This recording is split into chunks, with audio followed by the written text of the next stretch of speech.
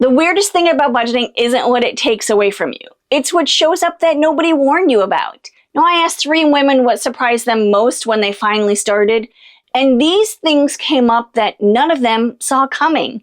Every single one of them used the same word, weird. And stick around to the end because I'll tell you about the weird guilt that followed me for years. The kind that made me hide purchases in my own home, and how budgeting systems are what finally let me put it down. Hi there, my friend. Welcome back. If you're new here, my name is Sarah, and I'm a certified financial coach, and I help midlife women stop spending on the life they were sold and start saving for the one they actually want. Well, if that sounds like you, stick around and subscribe. My free newsletter and my book, Fundamentally Frugal, are both linked below. Come find me there. Today, I'm walking you through those weird things that happen when you start budgeting.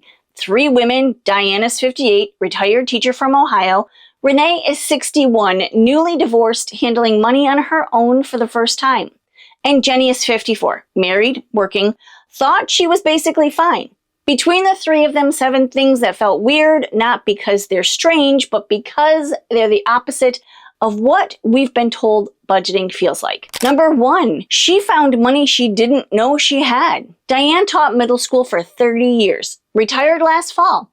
She told me she'd been meaning to sit down and look at her spending for 2 years.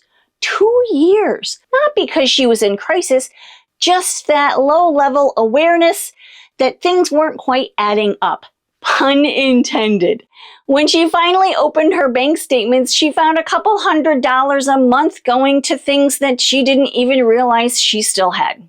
A streaming service she hadn't opened in 4 months, a beauty subscription she'd meant to cancel, a meal plan kit she thought she'd canceled but only paused. Turns out paused is not the same as canceled, and they just charged her full price for her unpausing. She wasn't upset about the amounts. She was upset that she hadn't chosen them. The habits that cost us the most don't feel like mistakes. They just feel normal.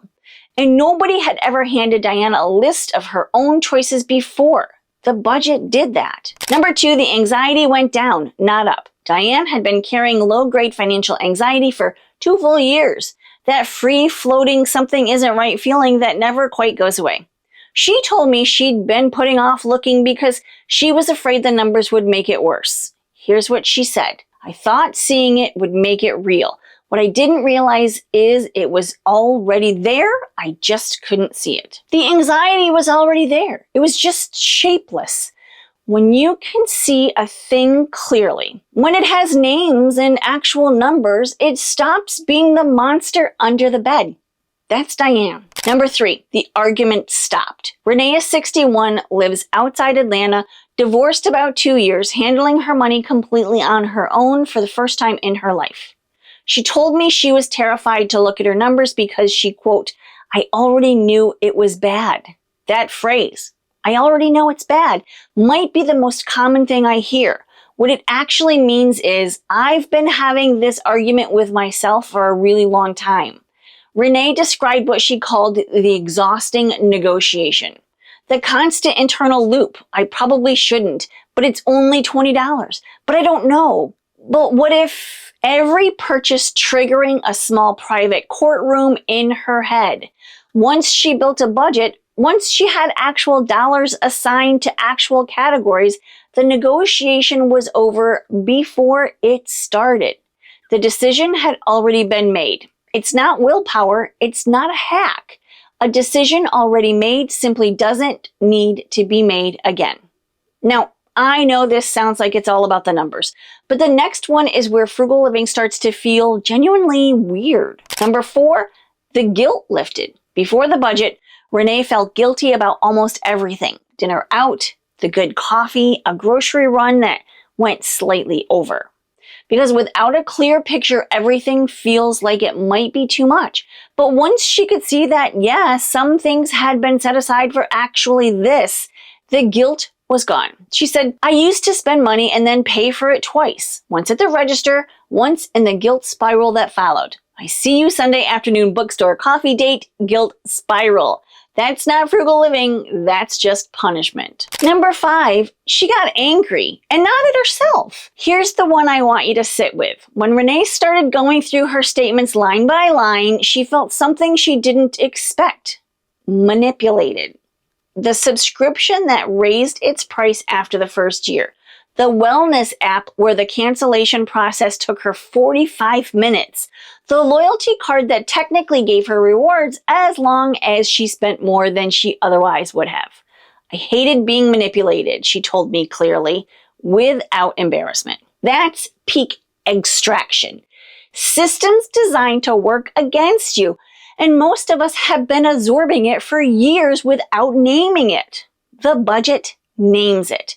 And for Renee, that shifted the whole story. It stopped being, I'm bad with money, and started being, some of this was built to take advantage of me. That's not a small distinction. That's 5. And if you've been watching the pattern, none of this has been about restriction. This is what frugal living actually looks like. Diane found money she didn't know she had. Renee stopped fighting herself and stopped paying twice. The last 2 are different. This is where it stops being about numbers entirely. Number 6, her spending didn't match her values at all. Jenny is 54, lives in Minnesota, both she and her husband still working. She told me she wasn't worried about money exactly. Just this vague sense that they didn't have as much to show for it as they should. When she tracked 3 full months of real spending, she found something that had nothing to do with subscriptions or grocery bills. A few $100s a month was going toward things that had nothing to do with anything Jenny said she cared about. Not big purchases, just accumulated drift. Spending that had grown up around her life without her ever continuously choosing it. She'd been buying food and drinks while out running errands because she never left home prepared. The fix wasn't a hack, it was car snacks, a water bottle, a packed lunch. She already had all of it in her kitchen. She just wasn't bringing it with her. Frugal living isn't about deprivation, it's about noticing where your money leaks are and pulling it back to where it belongs. Number 7, the budget showed her who she actually was. Jenny said, I would have told you I cared about my family, my home, experiences over things. And then she said, but my spending told a completely different story. The budget showed Jenny the difference between the person she thought she was and how she was actually living. And when she could see that gap, really see it, she said it was the first time in years she felt like she was making actual choices, not reacting, not drifting, choosing. Working in her flower garden, reading on her patio, playing music she liked, those things were already free. The budget just made sure she got there. And that's really the takeaway. Renee's guilt, that paying twice feeling, hit me somewhere personal because I carried that too for a long time. When I was a stay-at-home mom, stretching my husband's paycheck as far as it could go, I felt it every single time I spent money on myself. He was out there doing a very physical job, coming home tired, and I was buying a new sundress I got on clearance, a book, something just for me. And the whole time this voice in my head was saying, who are you to splurge when he's working this hard? And he just always heard we don't have the money for that. That guilt didn't leave when the money got better. It just went underground. I'd still feel it, still catch myself wanting to hide the bag when it came in, like I needed to justify it, like I was still asking for permission. Here's what budgeting did. It showed me on paper in black and white that we have both worked really hard to get where we are. That the life we built was built by 2 people. And when we see something nice now, we can have it guilt-free. So when Amazon shows up and my husband says, what's this? I can say, a new book, and smile. No flinch, no explanation. And when he comes home from Harbor Freight with ratchet straps and bungee cords he absolutely did not need, I smile and nod along. Because that's the deal. That's the whole deal. Now I want to know, what was your sundress? Not literally a sundress, but the thing you bought for yourself that you couldn't enjoy because someone else was working harder. The thing that should have felt good but came with a tax. Tell me what it was. Because I think when we name it, it loses some of that power.